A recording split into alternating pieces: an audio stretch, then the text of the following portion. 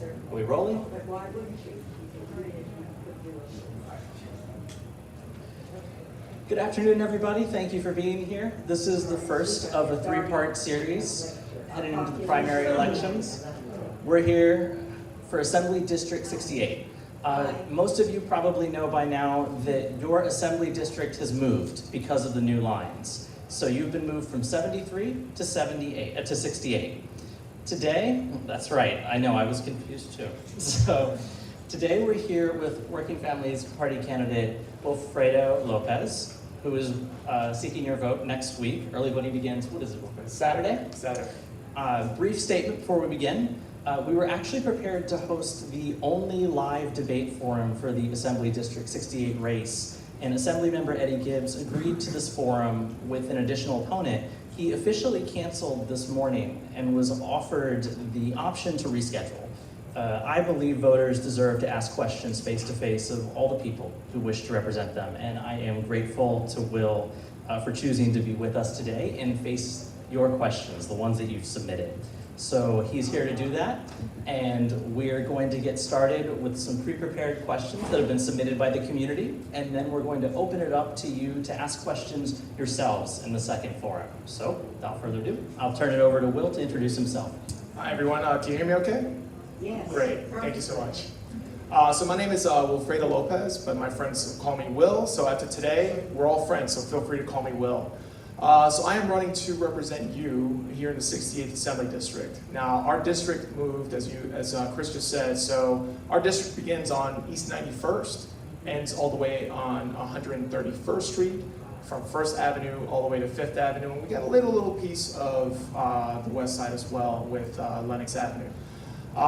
So that means that we live in a very diverse and very different district. I would probably say there are probably 3 different districts within our district. We have Yorkville, which we're in right now. We have the El Barrio section of East Harlem. And then we have the Central Harlem part of the district as well. So there are a lot of different issues that affect a lot of different people. And I'm really, really glad to be here today to talk to you here because I've worked in this district, in this part of the district. I actually used to work right across the street from you. So I used to be the legislative director for Councilmember Ben Kalos. I remember when this building actually was being built, because I was watching it right outside the office. So I have been working in this community for the last 4 years, and I am really, really excited to be here. So a little bit about me, just very quickly. I'm an attorney by training. I'm a former prosecutor. I also did immigration defense work. And then I've been working at the City Council drafting and passing legislation for the last 4 years. I live not too far from here on 1st Avenue with my lovely wife who's right here next to me. You know, we absolutely love living and working in this community. So I walk this district every day. I start my day walking from, you know, south of 96th Street all the way up and back. I told Chris earlier, I've been averaging about 18 miles a day. I've lost 40 pounds during this race, so I am all in on this. So I want to make sure that I can see the issues that are happening. I want to make sure that I can address it because I'm tired of the same issues going ignored. And part of the reason why they go ignored is because our elected officials aren't, in with the people. They aren't talking to the people every day and finding out block by block what's going on and how they can change and affect that. So I'm really glad to be here. I'm sorry I'm the only one, but the reality is that when I'm asked, I show up, and nothing stops me from doing that. So I am happy to answer your questions, and just know I'm very direct with my answers. I don't try to use language to get around it. I'm going to answer the questions, and if you're not happy with it, challenge me on it, and I'll give you the answer. Thank you. Thank you, Will. I wasn't going to mention how slimming you are looking, but I did notice since you brought it up. Thank you. The first question we've got is about affordable housing. How would you work to increase affordable housing in this region, specifically for older adults who are having trouble accessing it? Yeah, so the affordable housing piece is probably the most common question I get after public safety. And when it comes to affordable housing, the big issue is, who is it affordable for? A lot of the times when they build these new buildings or when they create these affordable apartments, the rents start at an astronomical rate. We're talking north of $2,500, in some cases $3,000, $3,500. That's not affordable. Let's be honest, that is not affordable for the majority of people living in Yorkville, the majority of people living in East Harlem. So my plan is not simple, but it's common sense. The way that these apartments are being priced depends on a very interesting dynamic called area median income, AMI. So the federal government sets up these bands, and these bands tend to be about 15 miles in circumference. So the Upper East Side is also lumped in with Long Island, Westchester County, the Upper West Side, and of course East Harlem. So when you're looking at East Harlem alone, the average income of a person living in East Harlem is $35,000 a year. For a senior living in East Harlem, it's about $14,000 to $15,000 because most of the time they're on fixed income, Social Security. So how can they afford to live in this community, even with that? However, when we're calculating the median income, we're calculating it at $70,000, $80,000, $90,000 because that's what the entire median is for this whole region. So my plan is to create a carve-out for New York City when we're talking about AMI. If we calculate AMI by neighborhood, by community board district, we'll get a more equitable and more fair calculation of what people can afford in that neighborhood. And just doing that in East Harlem alone will bring the rents down dramatically, especially in subsidized housing, in areas where the state, city, or federal government is already paying a portion of that rent. So that is the only way that I have seen to be able to dramatically reduce rents, and that's going to be impactful for seniors.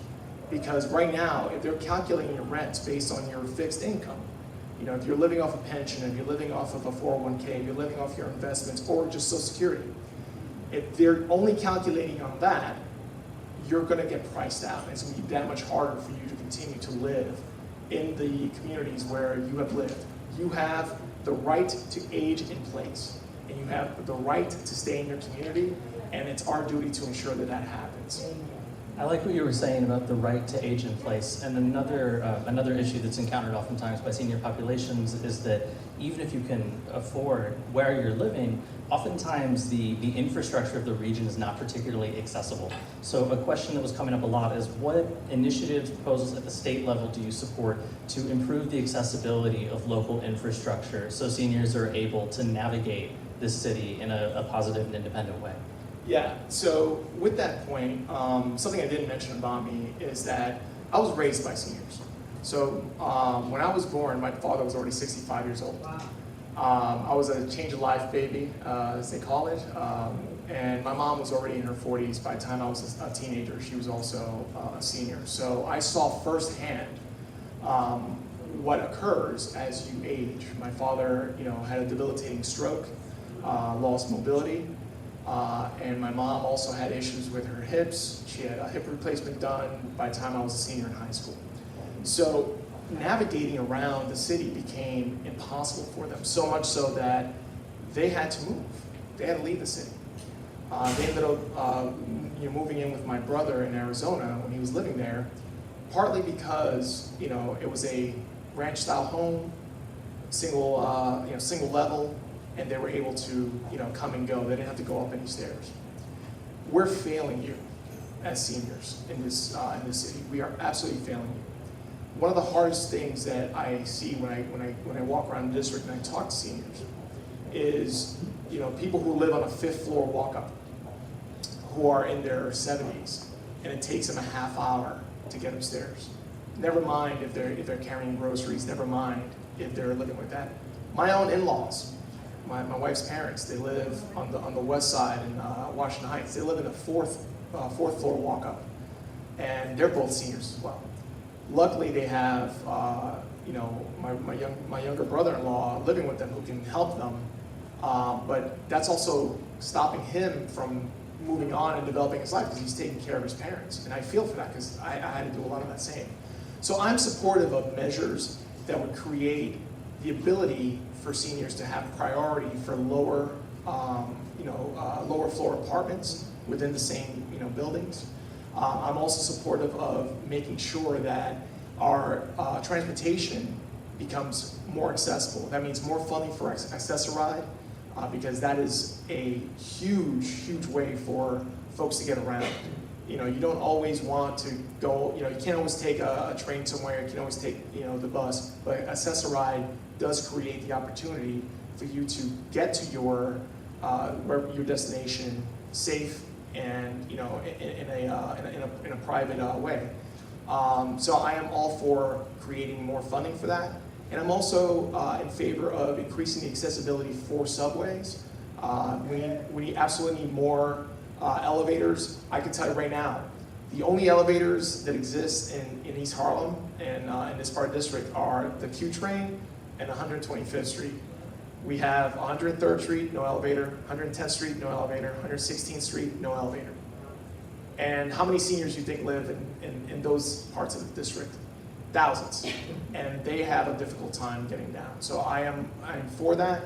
As we continue to fight to build the 2nd Avenue extension, I want some of that money to go into revitalizing the 6th Avenue train, the 6th train on Lexington Avenue. So that's a little bit of what I feel. When you were talking a bit about your family's health, and that brings up another question that a lot of seniors are struggling with locally is oftentimes, there's technical health care coverage, but access to geriatric health services can be difficult and cumbersome. Do you have any plans that you support or are going to introduce regarding access to geriatric health professionals? So, again, I experienced this firsthand. I was the person who had to make phone calls on behalf of my parents, for Medicaid and Medicare. And I was the one who had to, fight with the insurance companies to make sure that, life-saving medication was being given to my parents when they needed it. Something like as basic as insulin, I had to fight to make sure that they got that coverage. I am a big proponent of the New York Health Act, which would create a single-payer healthcare system. Now, I know that there's a lot of concerns that something like that will take away the ability for a lot of seniors to continue to see their doctors. And I can tell you that, I will advocate to make sure that, especially for geriatric care, we're being incredibly sensitive to your desires to continue to go to the doctors you're going to without having to fear losing that coverage. So I will be an advocate for that as part of the New York Health Plan. I don't believe right now there is any additional plans, and I could be wrong, in order to increase the access to geriatric care. But I will work with you and I will work with advocates to make sure that wherever those gaps exist, we're addressing them.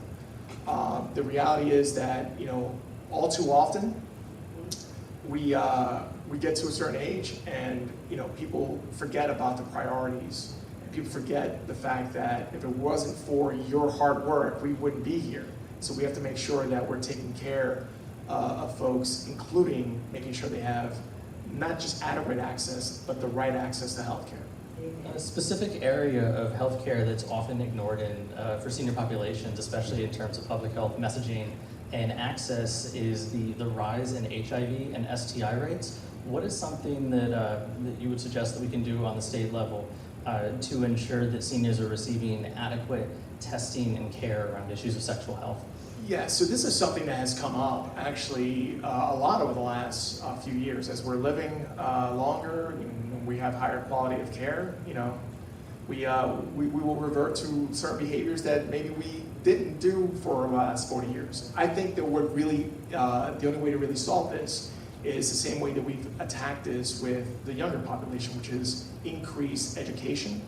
And also access to the life-saving preventative medication like PrEP. I think it should be something that should be available widely for everyone. And for those of you that aren't aware of what PrEP is, It's a pill that you take every day that will make it very, very difficult, I'm not gonna say impossible, but make it very, very difficult for you to contract HIV. It is a life-saving medication. It's over the counter, you can literally take it every day. And I'm a proponent for making sure that we have access to that in a lot easier way. Right now, it's a bit expensive if you don't have insurance. It could be, very, very expensive. But we need that type of access to it. The other piece is making sure that in terms of education, we're talking about sex in a way that relates to the population you're talking to. The conversation you have with a teenager is going to be very different from the conversation you have with a parent or a grandparent. So we need to make sure that we're being very cognizant of that, but not shying away from it. The reality is that we're all human, and we are going to continue to live our lives to the fullest, and we should do so in a safe manner. So if that's the least we can do, then amen, I'm all for it. Speaking of issues of sexuality, something that came up in the questions that were submitted was a lot of people are fearful for their LGBTQ relatives, especially younger relatives. We know that there's a coordinated assault on transgender kids throughout the United States. Even in New York City, there are safety issues. I know just today I was subject to a homophobic attack from a New York City council member who was of the other party and was stigmatizing LGBTQ people in ways we haven't seen since the 90s. What is something that we can do in New York State to ensure that we're a safe haven for LGBTQ kids, that they know that they can access the care that they need and go to school and live in a safe environment? I think first things first, and having grown up in the 90s where we had the first wave of kind of a conscience shift and becoming more accepting of our LGBTQIA individuals, I really do think that if we want to make this a safe haven, then we need to create that environment. We need to dedicate more resources to make sure that we have housing for runaway youth. The majority of the time when youth run away from home is because of some stigma, whether it comes from a parent or some other family member that pushes them away from home. So if we're going to become a safe haven, we need to make sure that we have adequate housing available and the resources to make sure that they can continue to go to school, they can continue to progress in life without having to resort to, working in unsafe, places, which is what happens now. So the only way we can do that is by creating these programs, and if the programs exist, funding them to a higher degree. The reality is, everyone in this room has a member of your family who is part of that community, and we love them all the same because there is no difference. So the reality is that we need to have compassion, and we need to make sure that we're creating a space that is safe for everyone. Thank you for that. Thank you. Another issue that's rapidly becoming more urgent than we had expected was we're reaching the end of Roe versus Wade in the United States. It will almost surely be overturned within the next 2 weeks based on the initial Supreme Court draft that we've seen. And we're going to be in a situation where abortion will essentially be outlawed in much of the country. What can we do to protect abortion access permanently in the state of New York, and what will you do as a legislator to ensure that happens quickly? So this is one that's very personal to me because I fully believe that Roe versus Wade is not just about abortion, it's about privacy. And the reality is if we strip away the protections that Roe v. Wade gave us, we're also stripping away our rights to privacy. So if if you don't think that the abortion issue affects you, it does in ways you can't even imagine. I think as a state, we need to codify the protections under Roe and make it part of a New York State Constitution. New York State has a history of being very progressive in terms of guaranteeing people's rights in the state constitution, and we can do that again. And I think that is what we need to push Governor Hochul to do. Right now, there is funding allocated to make sure that anyone who comes to the state seeking a safe and legal abortion will get one. And I think that we need to continue that because we need to fight the pullback from these rights. We have to fight it at every turn. In terms of what I will do personally, I understand I'm a man. I understand that a lot of times people in my position don't talk about these issues. I will be a voice for those who don't have it, and I will make sure to create spaces for people to be able to talk about their experiences, whether it be their experience obtaining an abortion or why they had to, and really create a space to eliminate that stigma locally and also push other states to do it on a federal level. If we lose, and we will likely lose the protections under Roe, you're not going to see anything change overnight here in New York. But for millions of women across this country, it's going to be a bombshell because they're not going to be able to go and make the choice whether or not they want to have an abortion. And for many of us, that choice allowed us to continue in different paths in our lives. Medically, it may have saved some of our lives. And we really need to understand that, it's a woman's right to choose. And that right is God-given, and we need to protect it. In addition to protecting abortion in the New York State Constitution, there's a wide concern, as you know, you're a lawyer, that this is just going to be the first precedent overruled that protects civil rights. So we're likely to see a domino effect where other civil rights start being stripped back at that level. Are there any other rights that you'd like to see enshrined in the New York State Constitution preemptively, so we're not caught flat-footed when that happens? I would absolutely, marriage protection would actually be, sorry if I'm not loud enough. So marriage protection, I think, is absolutely necessary. And what I mean by marriage protection is, the right to gay marriage. And, we passed that in 2014 at the federal level, but that could be the next right that gets taken away. We can codify that in the New York State Constitution.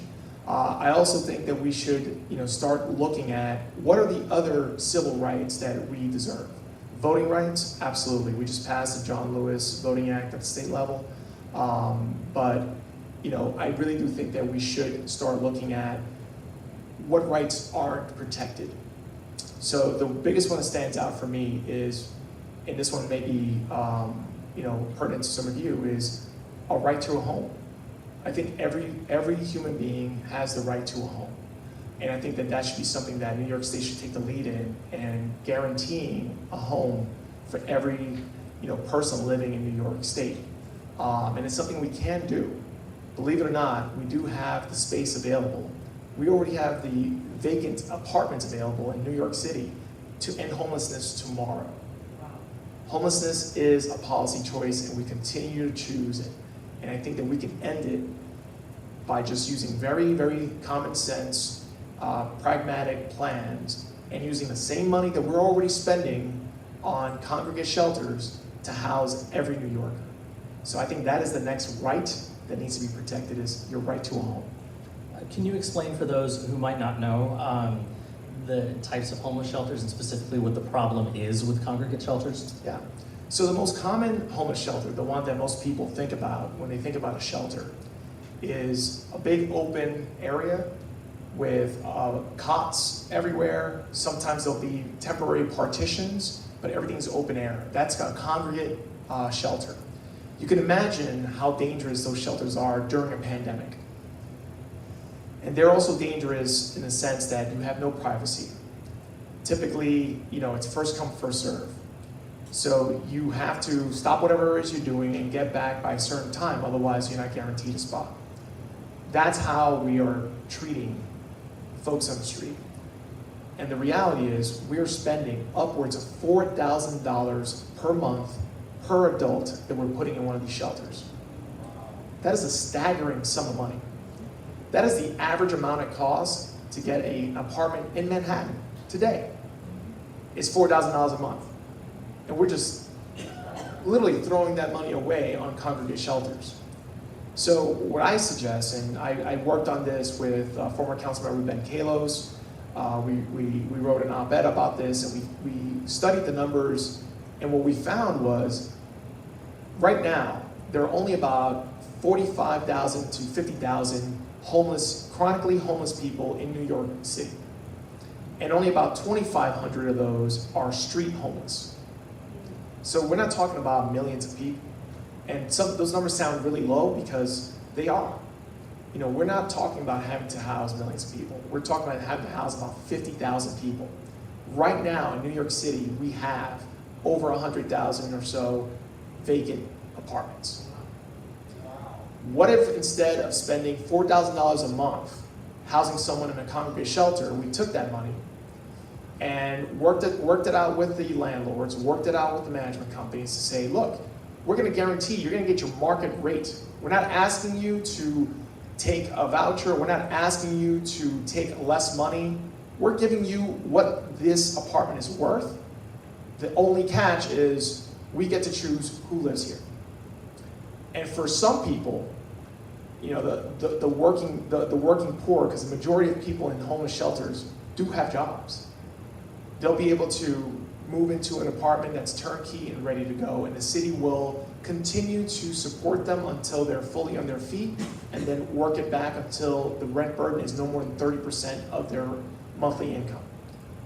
For that small subset of people who have issues with mental health, who have addiction issues, who have mobility issues, who have any other issues, for those people we can move them into supportive housing.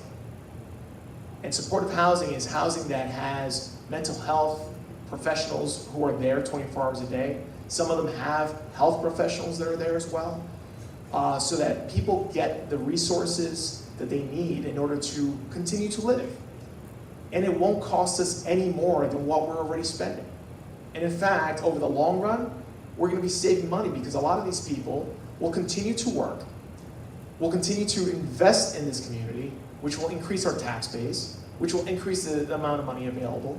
It fixes itself. That's why I say it's a policy choice, and we continue to make that false choice. So that's what I mean by that. Speaking of policy choices and false choices, we're facing an existential threat from climate change. We're all living on an island right now. And I think most of us would agree that what we've seen so far in terms of planning and the budget has not properly prioritized the amount of danger that we're actually in. What are some of your plans, both to address climate change at the state level as a whole, but also to increase the resiliency here in Manhattan? So right now, for those of you at home, you can't see this, but we're looking out over the East River. Those of you in the room, if you look out there, that is the biggest threat to our safety, is that East River. Those of you that are around during Sandy saw that most of this area here got flooded. And it got flooded because the East River Esplanade wasn't built to hold back the East River when it rises 15 feet, which is what some of the swells were. We have Metropolitan Hospital a few blocks away, and I'm a proud member of their community advisory board. They just started working on a sustainability wall that will help prevent floods from stopping services there, like what happened in Sandy. They lost their first floor during Sandy. That's a safety net hospital. So I think that we've been talking a lot in Manhattan about sustainability and about resiliency down south by the financial district, because that's where all the money is, right? But we seem to forget that the coastline extends all the way up here, and there's absolutely no plans to create more sustainable East River, both on our side and also on the Queens side and on the Randall's Island side. So what I want to work towards is creating an actual seawall that will allow us to have the safety of not getting flooded out when the next superstorm comes out. And that seawall doesn't need to block our view. It doesn't need to change anything. All it is making the East River Esplanade more resilient and allowing it to protect us against, that flood.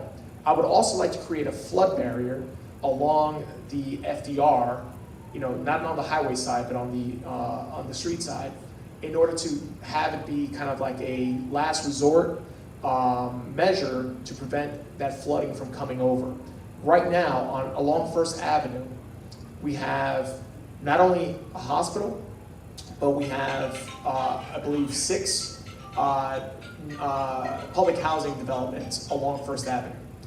And the people who live there are most vulnerable to, a flood coming in, cutting out their power. How do they continue to, to live? They don't have a backup generator in these developments.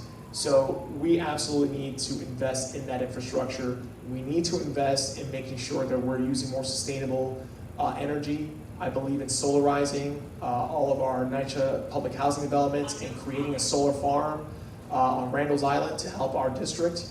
I would also love to see a fully, solarized Rikers Island once they close that down, and to make sure that we have enough power that isn't being drawn from fossil fuels. Right now, ever since they shut down the nuclear power plant up north, we are relying on peaker plants, which are fossil fuel burning plants, for our energy, which is why a lot of us have seen our electric bills skyrocket over the last few months. Mine went up by 40% since January. And that's same level of use, the price went up because we're relying on fossil fuels. And for those of you that have been to a gas station recently, gas is at over $5, almost approaching $6 a gallon. So you know that it's only going to get more expensive. So we absolutely need to not only make the coastline more resilient, but we need to get away from fossil fuels. Something that a lot of folks don't realize is that the state has control over the subways because they're under the ground, and the city handles surface transportation. In the last year, we've seen sort of a new and historic problem, which is that so much water goes into the subways that they flood and have to be shut down. What can the state do to address subway flooding and ensure that we're not stranding people throughout the city? Our subway system is, in some areas, approaching over 100 years. We were the first in the country to build them, and we have maintained them, and they continue to work. But the reality is that we are fighting a 21st century problem with 20th century technology. We absolutely need to invest in our transportation infrastructure. We need tunnels to be, resurfaced in order to prevent this from happening. Right now, they leak like a sieve, and that's why you have the flooding that happens.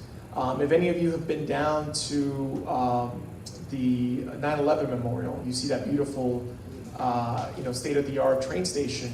Go down to the trains there, take the subways there, and it looks completely different from anywhere in the city. Why? It's because they had to completely redo them. And this isn't cheap. It's not cheap. It's going to cost a lot of money. But what's the alternative? We spend the money, or we leave a city of 8 million plus stranded in subway. We know without subways? No, we don't have a choice.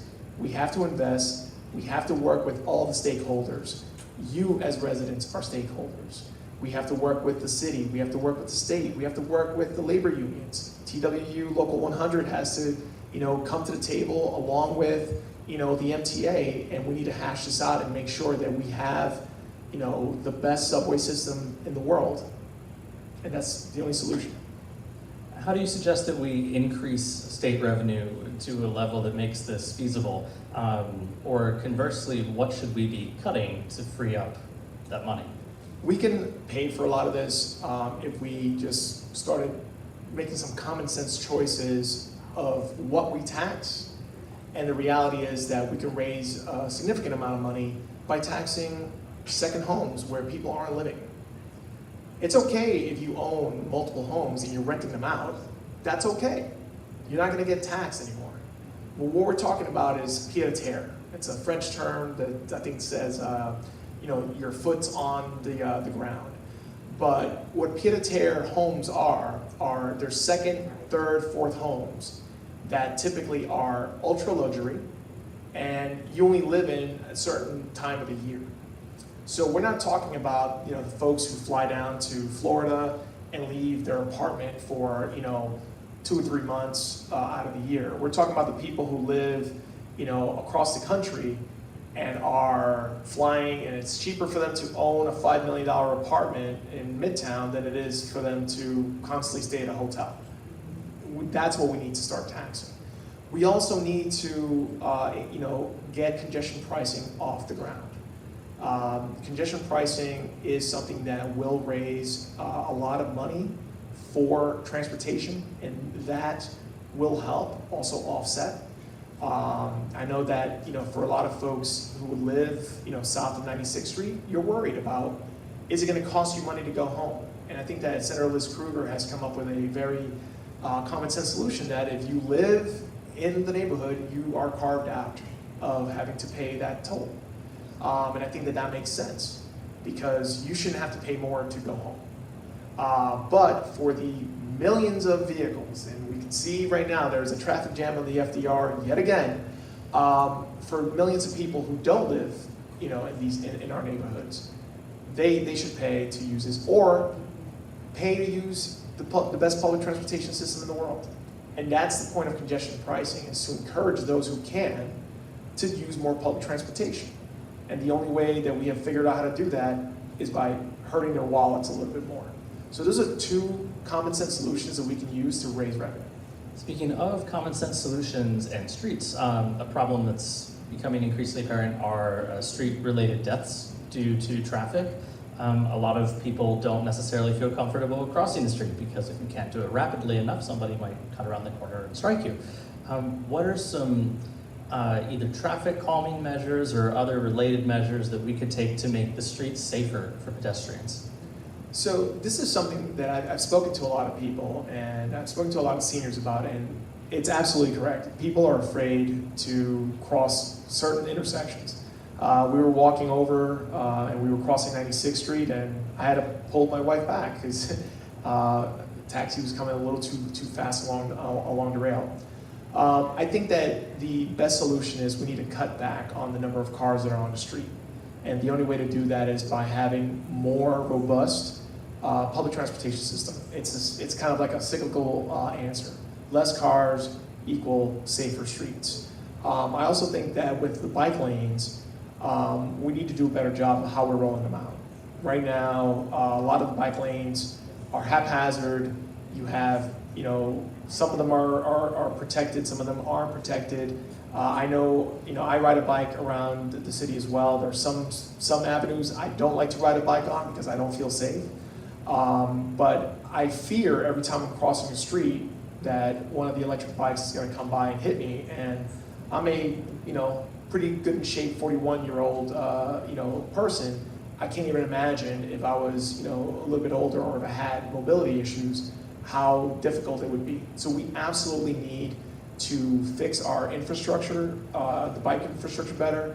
I also think that a real common sense thing we can do is increase the amount of time that we have before the signal changes.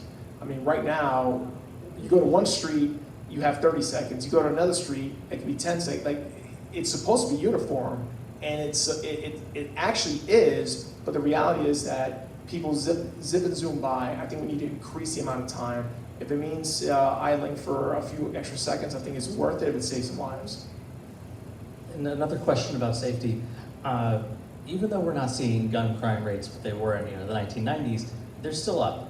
And when Mayor Adams was elected, his primary promise was that he was going to get that rate down. That hasn't happened. The rate has just continued to go up while he's been the mayor. How do you suggest that we should be working to reduce the rate of gun crime, and why is the approach Mayor Adams is taking so clearly not working? It's not working because he's using the same old tactics. I'm a former prosecutor, and I was a prosecutor during the era where you used to have the anti-crime unit. The problem with the anti-crime unit was that instead of being used for the primary purpose of eliminating gun violence, they were just being used to regulate, everyday, quality of life crimes. The worst cases we would get in the office usually came from that unit. So when it was dismantled because of its ineffectiveness.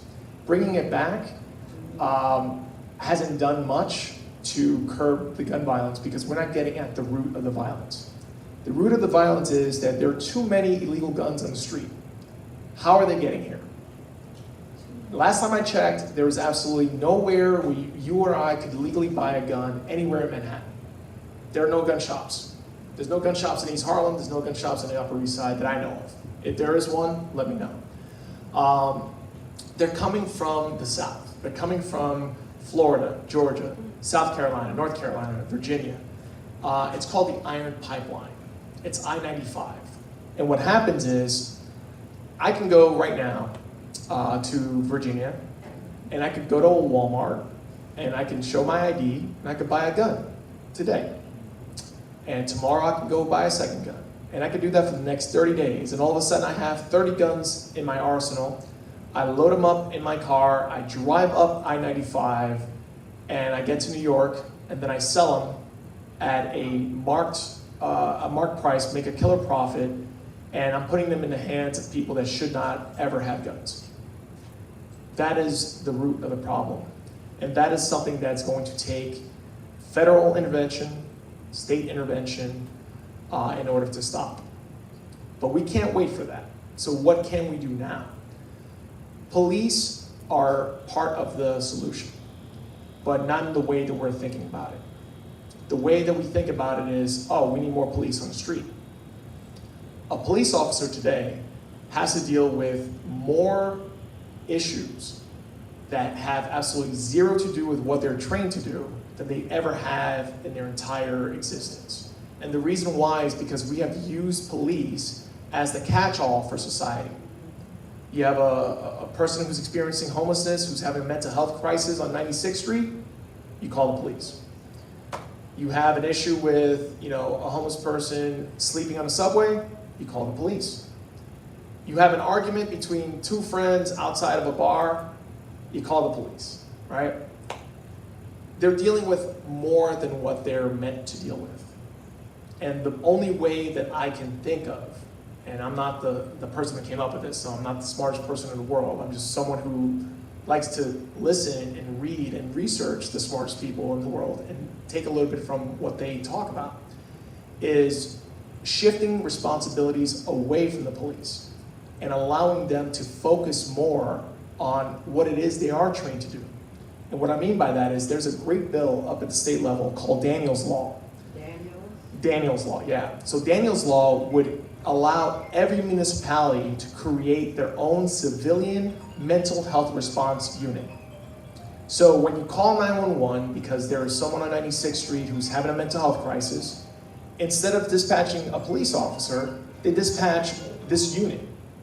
This unit goes and they assess. If there's no threat of violence, the police go away and they continue the interaction. But they're the first line of defense.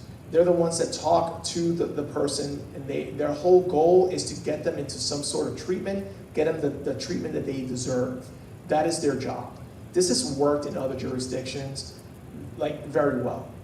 And what this would do is we're going to take social workers, we're going to take EMS workers, we're going to take other mental health professionals, we're going to give them training, we're going to put them in the street so that they are dealing with these calls. What this will allow is for the police to then focus on the violent crime. And when police focus on violent crime, crime tends to dip. We've seen it time and time again. When police are not dealing with everything else, they can deal with the issues.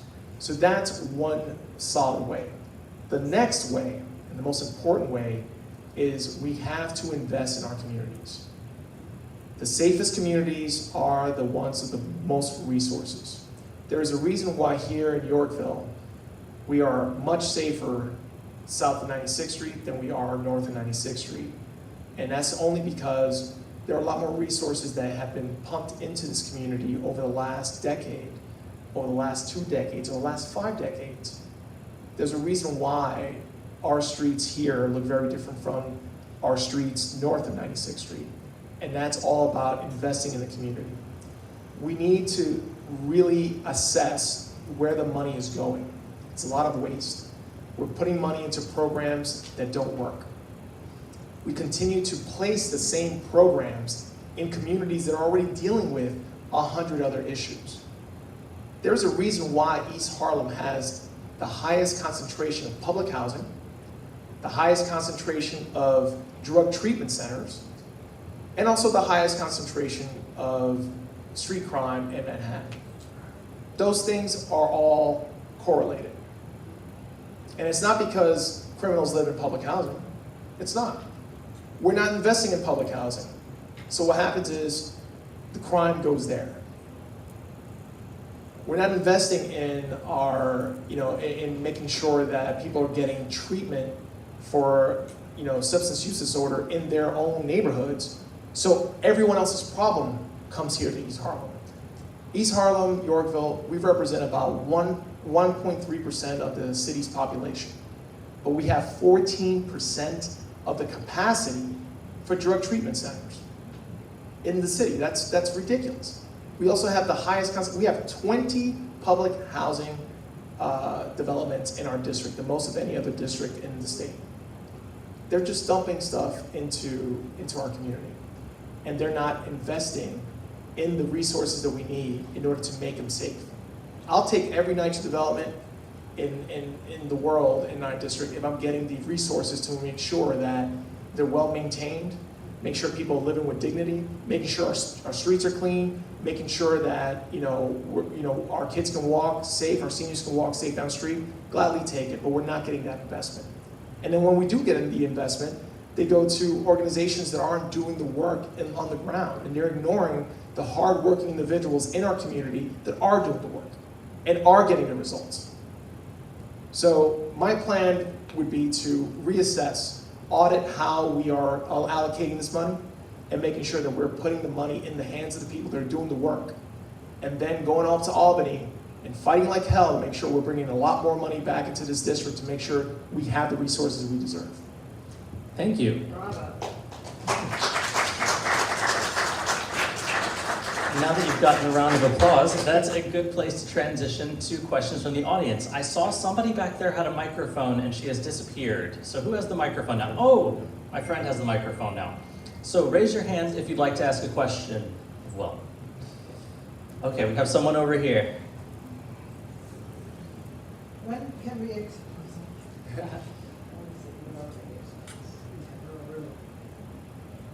We have another one here.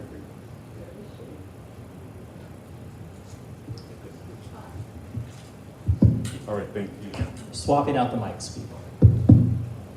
Might have to use your mic. Oh, yours doesn't work? Yeah. When can we expect that the name Tappan Zee Bridge be returned to the original title of the bridge?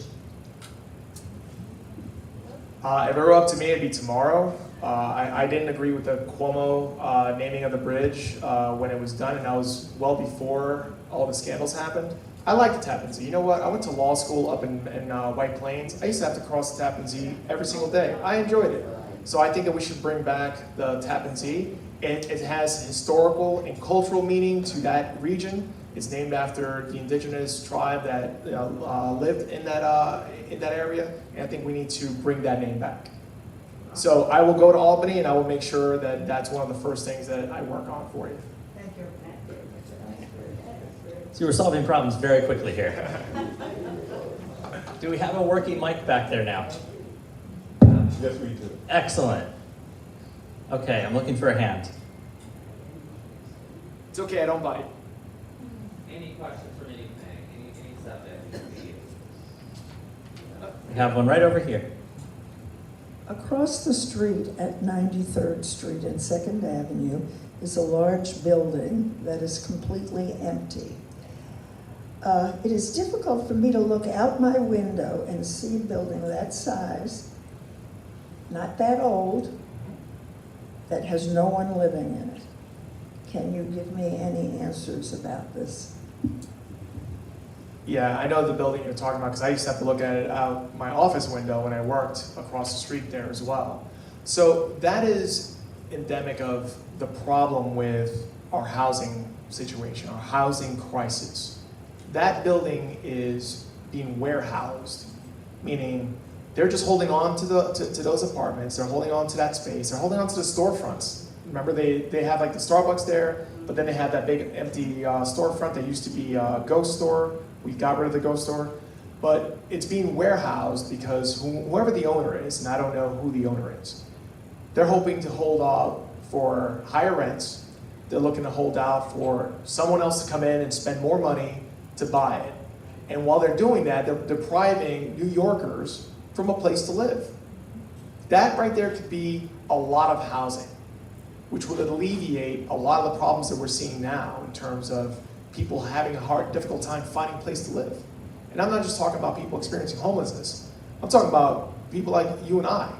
You know, when we're looking for a place to live, we're limited as to what's available, because I have a friend of mine who's looking for a place to live, and he texts me, he's like, do you realize like I put in 15 applications this week and have gotten outbid on a rental every single time?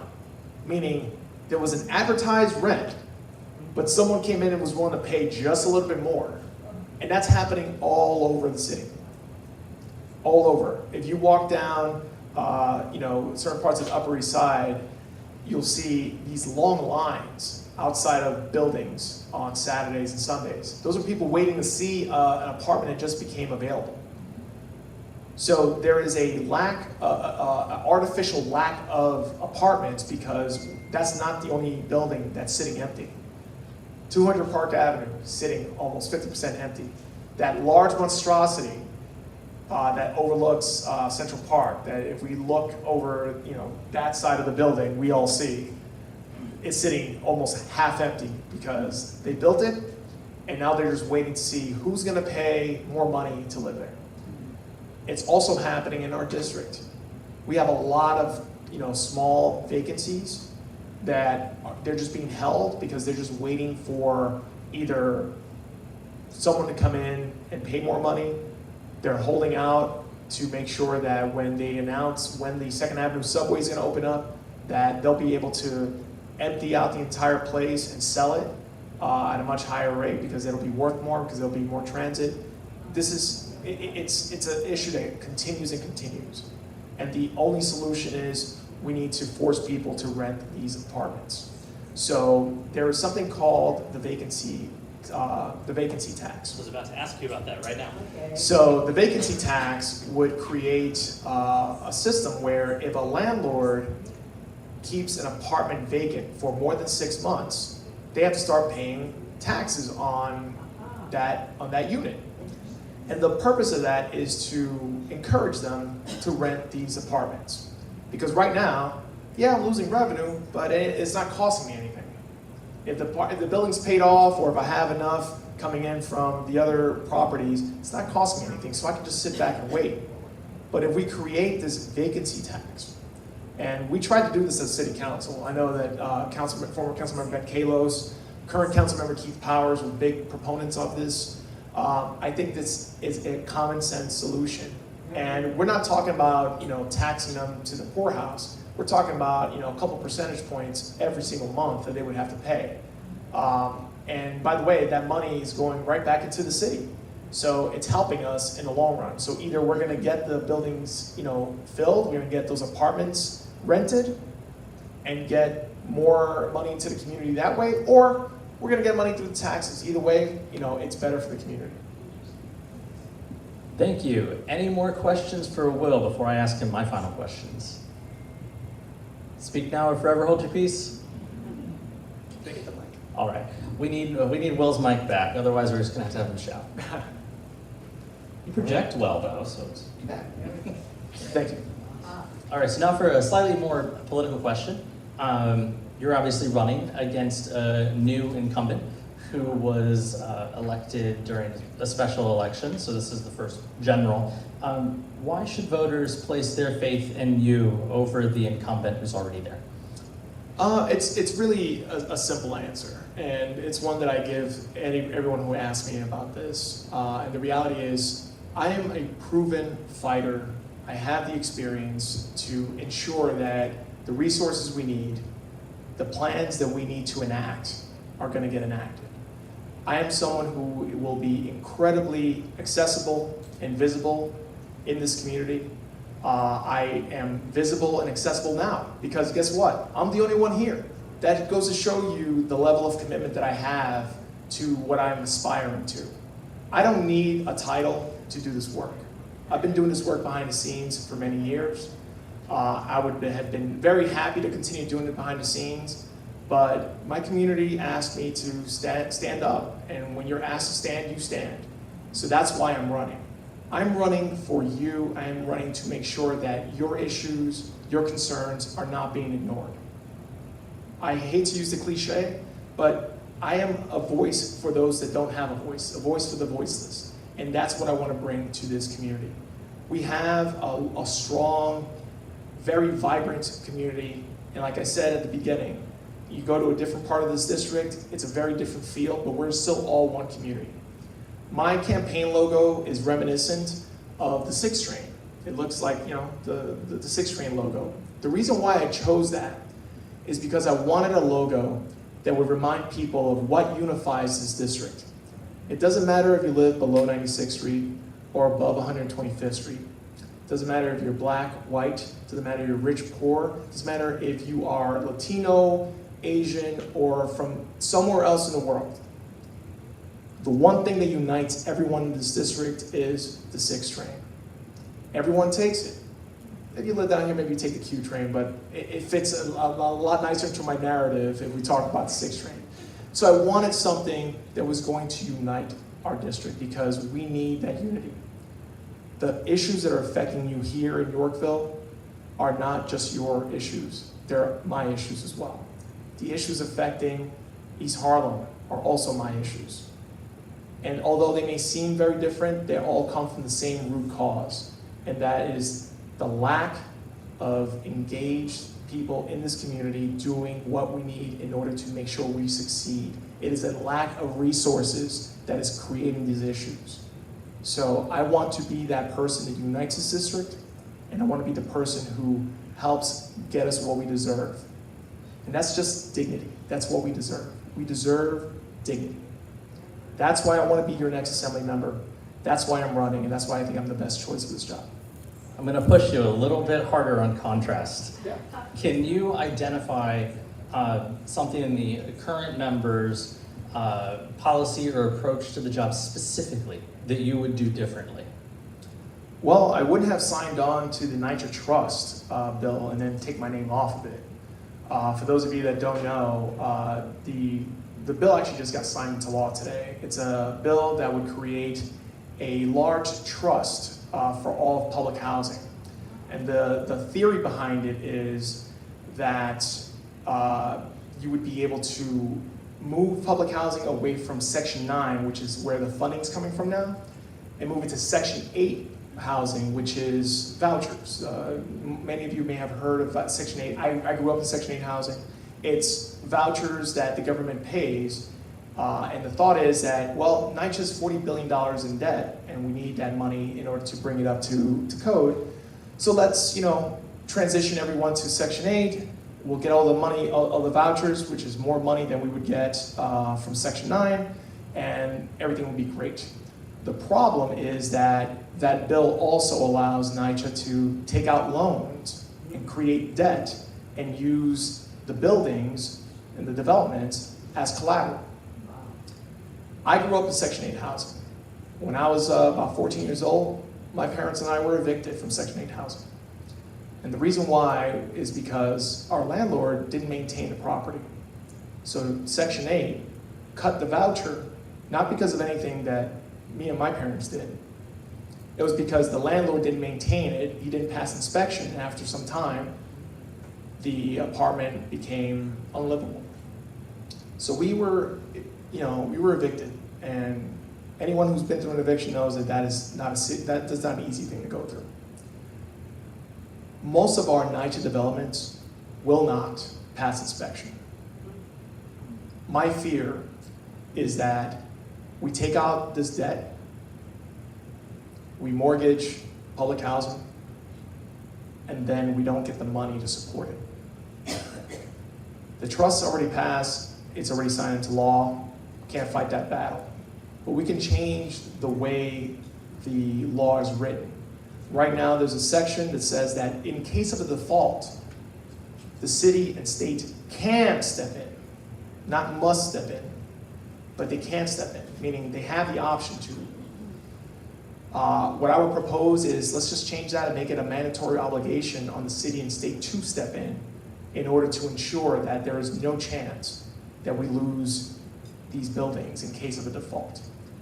My opponent signed on to this bill and then took his name off when the community stepped up and called him out on it. And to his credit, he listened to the community after the fact. But this is someone who grew up in public housing, whose family still lives in public housing.